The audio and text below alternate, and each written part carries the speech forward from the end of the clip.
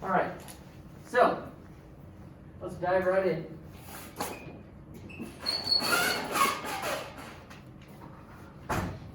Oh, someone found the secret marker. Does anybody have a marker by chance? Sure. Well, then I'll be right back because we can't do anything without marker.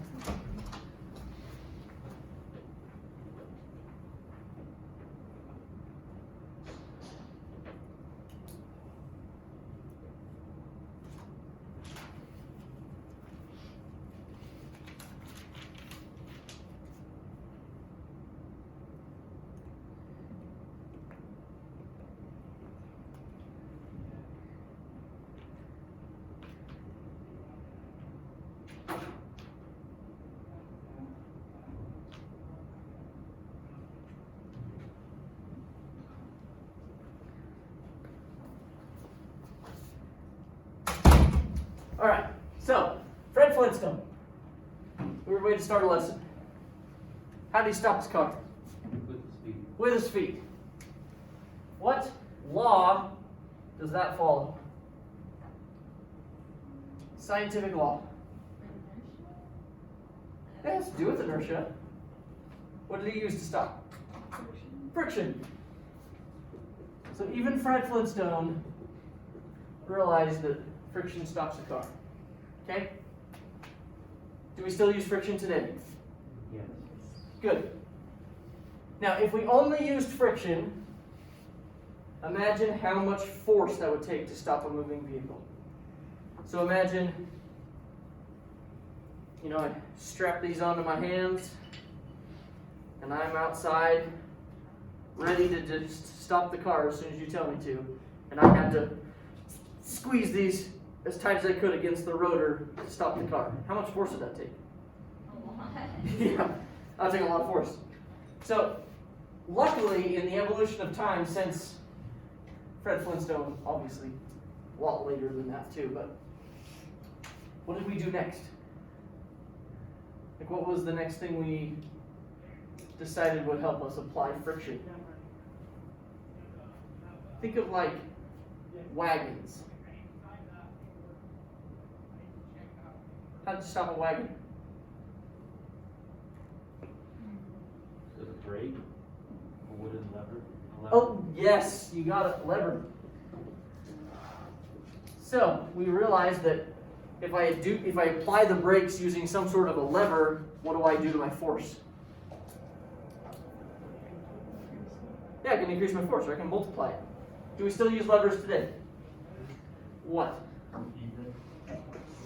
Yes, but in your normal braking system, do you still use a lever?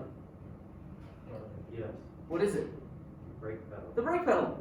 It's a lever. Yep. Now, if we just had friction and levers, that might be fine if you're only going 20 miles an hour. Right? Like the old Model Ts and stuff, they didn't need too much because they only went like 20 miles an hour. But what happens when you start going like 80? Is that still going to be a lot of force you're going to have to apply? Yeah, like a lot. We're talking thousands of pounds of force to stop a car. So, if your brake pedal's only like 2 feet long, really what's it do? It's like multiplying your force by 1 or 2 or maybe 3 times, that's it. That still means you're going to have to put down by yourself 300 to 500 pounds of force with your foot, which isn't even possible.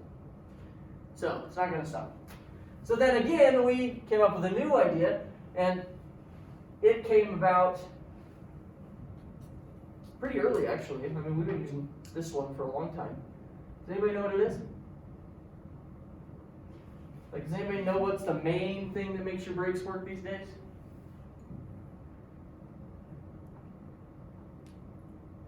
Is it the suspension? No, it's a whole system of its own. The suspension's all by itself. You guys watched some videos, I'm assuming, and read about this. Oh, what question is there? What makes your brakes work nowadays? Like, what are you doing? What's in there? Oh, brake fluid. Brake fluid. So what law uses fluids that's going to help me stop the car easier?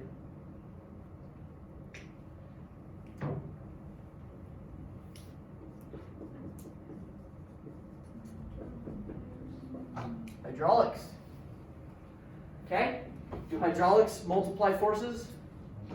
Yes. Yes, they do. So, we are using friction still, we're still using levers, we're still using hydraulics, and then this is what we got away with until like 60s, 70s, and then we started going even faster. Like 60s and 70s, we were really only going like 50 or 60 miles an hour. It wasn't that big a deal. But now we're going like 80, 90 miles an hour.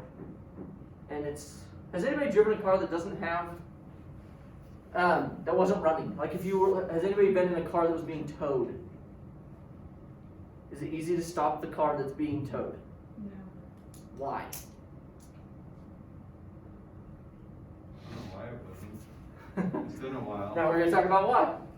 Because all you have are these three things. If you're in a car that's dead, and you're being like towed, and you're trying to stop, and if you've done this before, it's like you're pulling on the steering wheel, like slamming your foot into the ground to try to stop. Because all you have is these three things. So there must be something that we invented that works while the vehicle's running, which is called power brakes. Okay? So we want to understand how are all these things set up in our braking system today. Okay? So let's design our braking system right here. We start at the brake pedal. The pedal under your dash is like I said, it's like, I don't know, 1.5 feet, maybe 2 feet if it's a truck, but it's not that long. But it is a lever. And what they do is they put the pivot point right here. So if the pivot point's all the way there, that means we get the full usage of the lever. Like the whole length of that lever is multiplying our force, which is fantastic. And then, right here, they stick a rod, and the rod goes through the firewall of our car and hits this. Okay, so I'm going to draw this right here.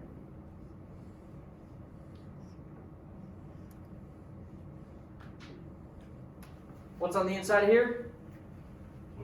Fluid. Okay? So we've got our lever, and this is the beginning of our hydraulic system. So inside of this part of here, there is 2 pistons. One here, one here. There are springs in front of them, so that when I'm not pushing on the brake pedal, everything is in its resting normal position backwards. But when I push on this brake pedal, this rod comes in here and pushes that piston forward, and it's going to move some fluid. Right, so we need to understand hydraulics a little bit. So I'm going to draw a simple hydraulic diagram. If I have this setup right here, and I have, so imagine this is like a syringe, right? So I have like that little plastic tube to push into. So if I have that plastic tube pushing into here, and this is completely filled with fluid, and there's like that rubber piece on the back, you know, that we're pushing forward. Everybody got that? So here's that rubber piece. This thing's all filled with fluid.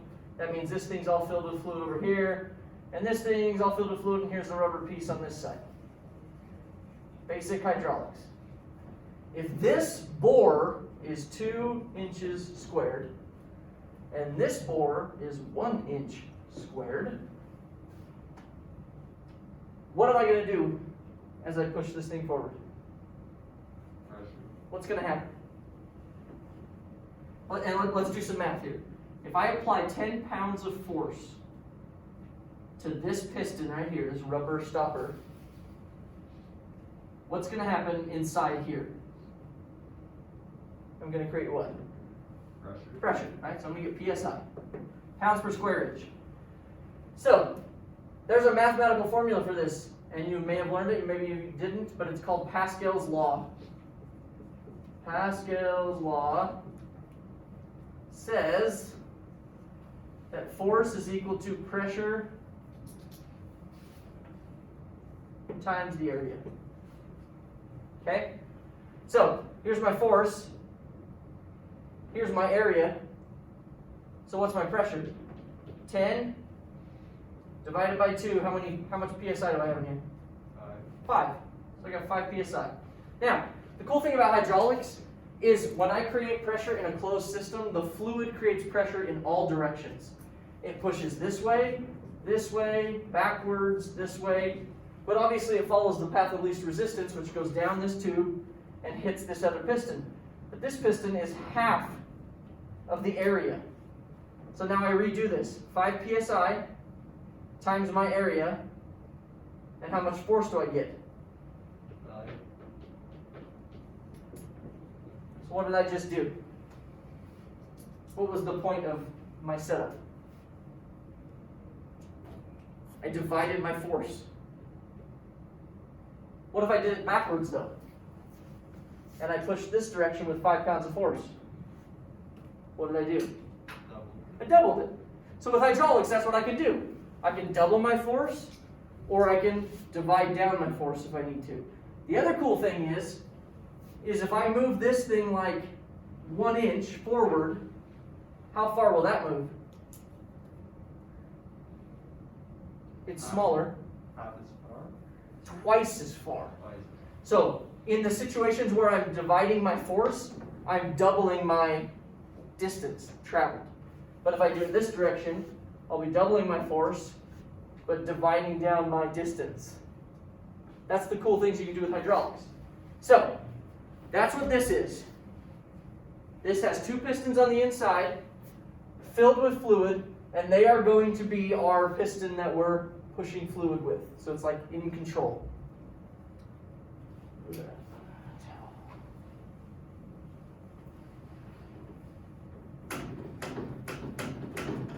So, all we gotta do now is we're gonna hook a brake line here, and this brake line is gonna travel to my front wheels, and I hook a brake line here, and this one's gonna travel to my back wheels.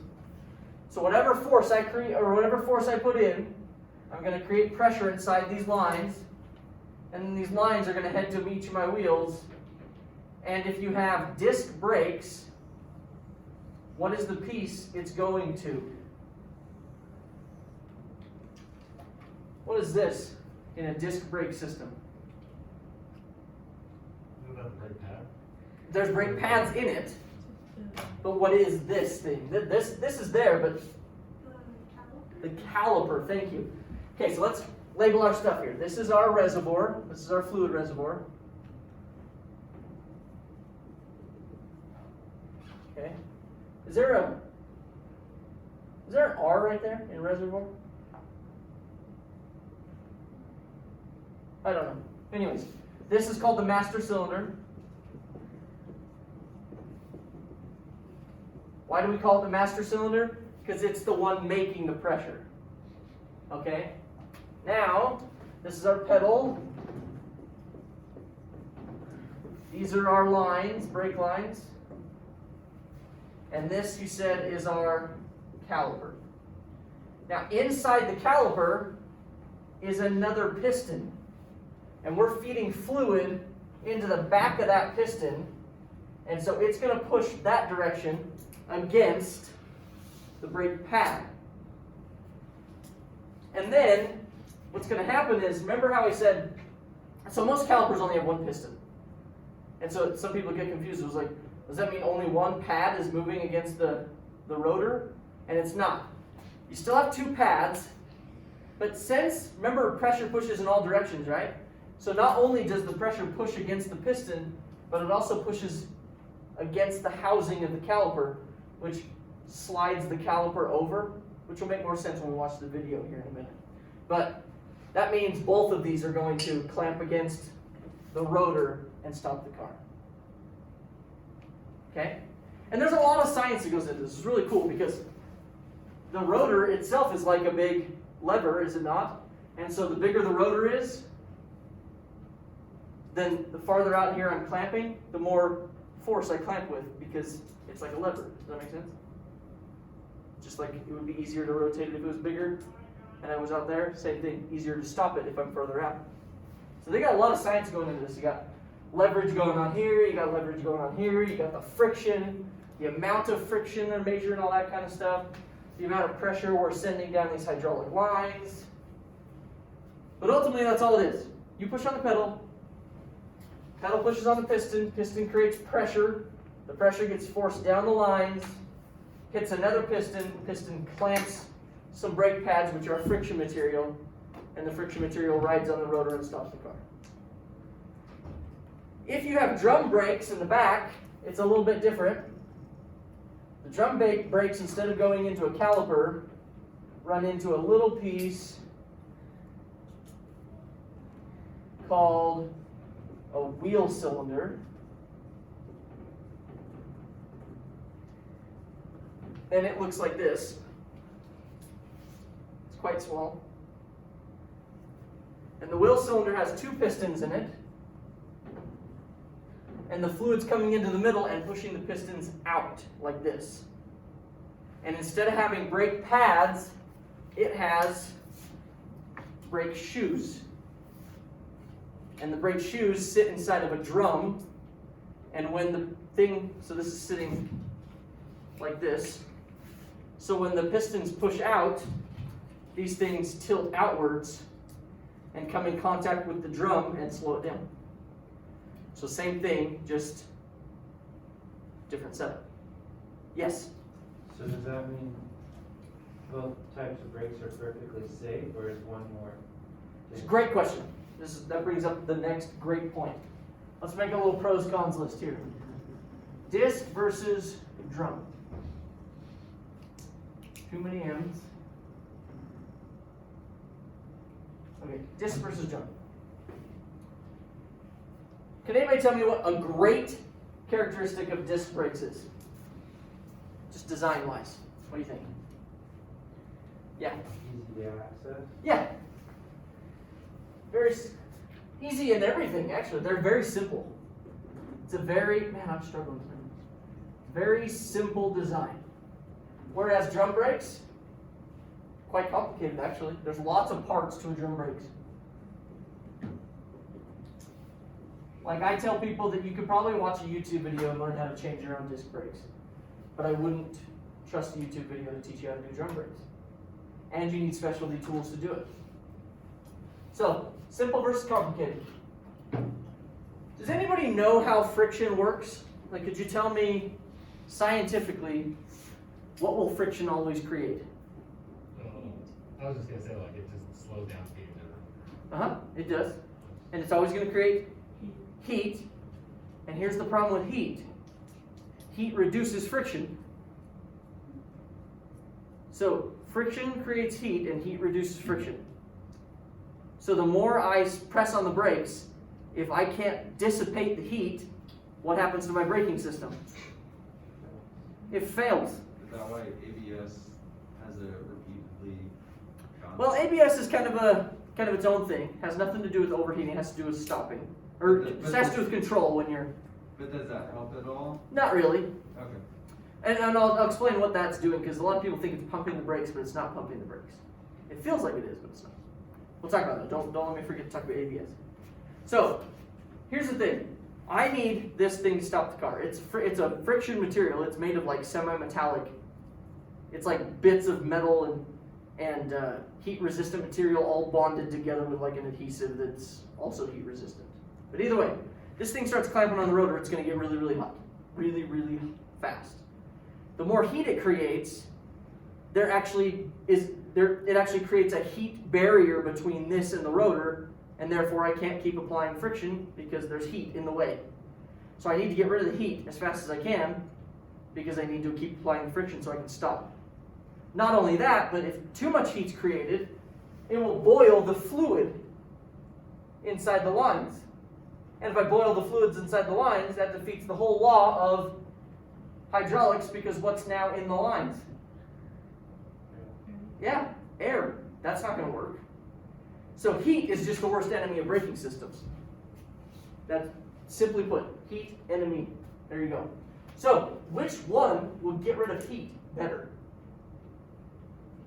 The one that's trapped inside of a drum, or the one that's open to airflow?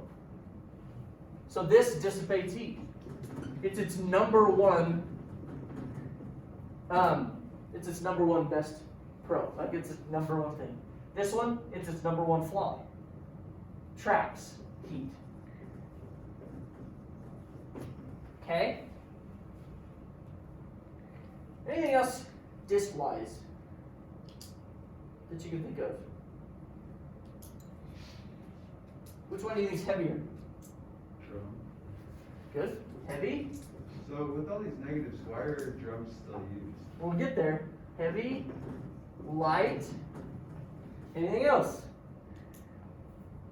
More parts equals more. Expensive. Yep.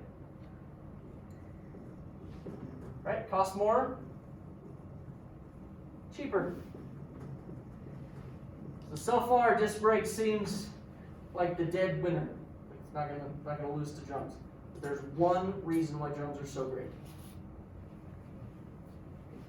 These are self-energizing, which means they require less force. These require lots of force. Okay? So let's think about this for a second. Notice the surface area first of all. Like this covers almost the entire inside of the drum. So it has lots of surface contact.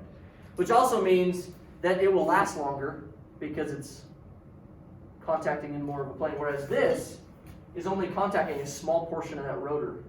It's going to eat up the material faster and it's going to require more force. But that's not it. That's not the only thing.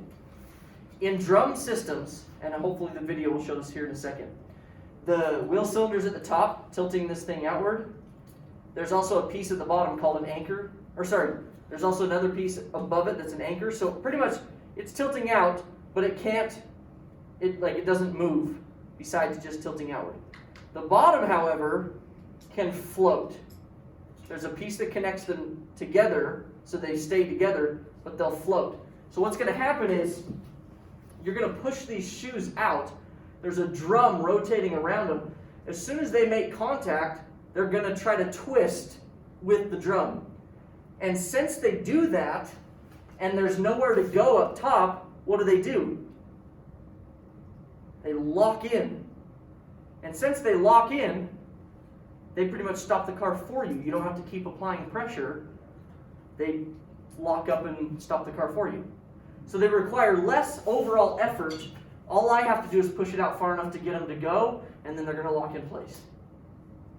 Disc brakes, you have to continually apply force the whole time.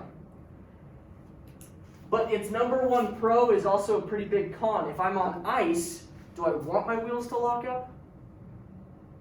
No, so drum brakes tend to lock up and cause problems, and then ABS systems are harder to use on drum brakes. So pretty much what we're saying is discs is better, and we've gone to four-wheel discs on almost all vehicles.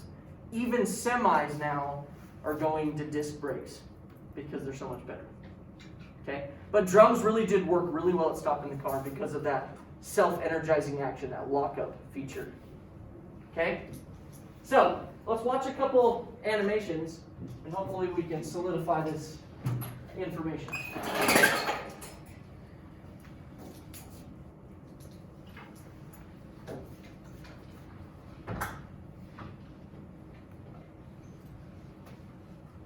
Okay, so let's start with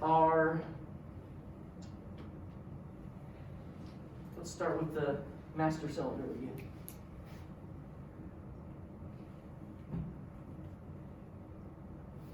So it's just showing the whole system first. Let's zoom in on this brake master cylinder. Okay, so there's our pistons we talked about. One there, one back here, one there, and there's our first line and our second line. So the fluid reservoir at the top, just make sure that there's always fluid available. But once you start pushing in the brakes, whatever is here gets trapped in there, and now we're applying pressure forward. So when I apply the brakes, you're just going to see it's going to turn red to represent pressure being created.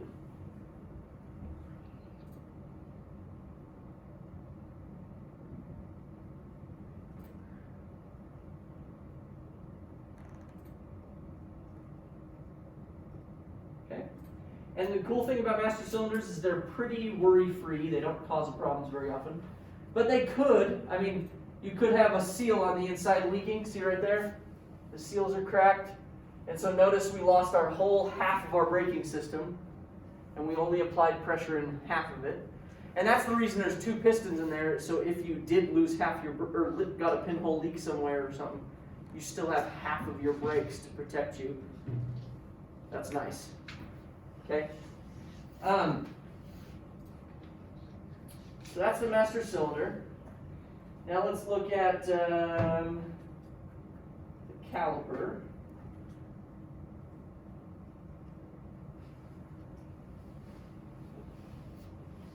Okay, so that's what it looks like all together. And now we've made it see-through so we can look on the inside. There's our piston. Okay, fluids come in behind it. Notice the red is our brake pads with the friction material in gray. And now when I apply the brakes, watch how this invisible piece shifts. Because remember, the piston's going to push this pad in, but the fluid's also going to push that way, which is going to suck the whole piece over and apply this brake.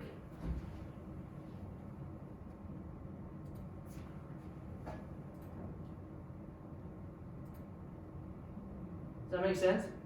Now that you can see it? And that's really important to know because the only way it can do that is because of these. These are called slides. And so if it can't slide, then the other pad can't come in contact. And that's a common problem.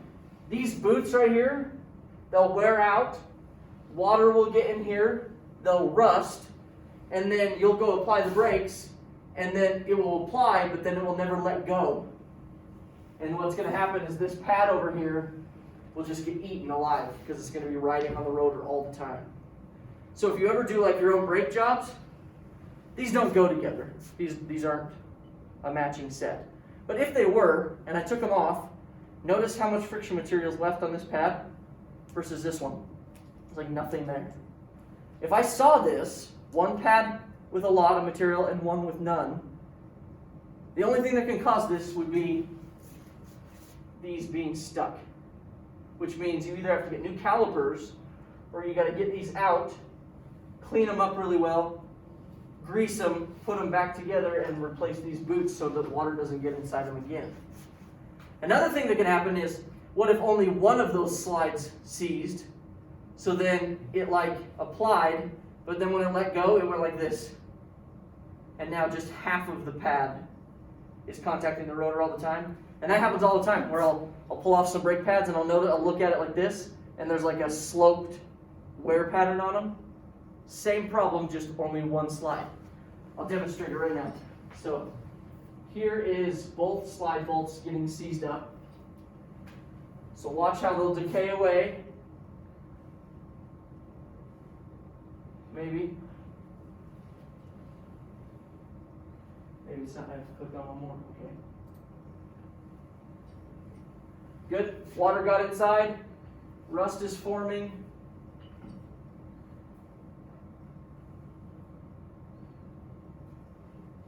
Okay, now let's apply the brakes, which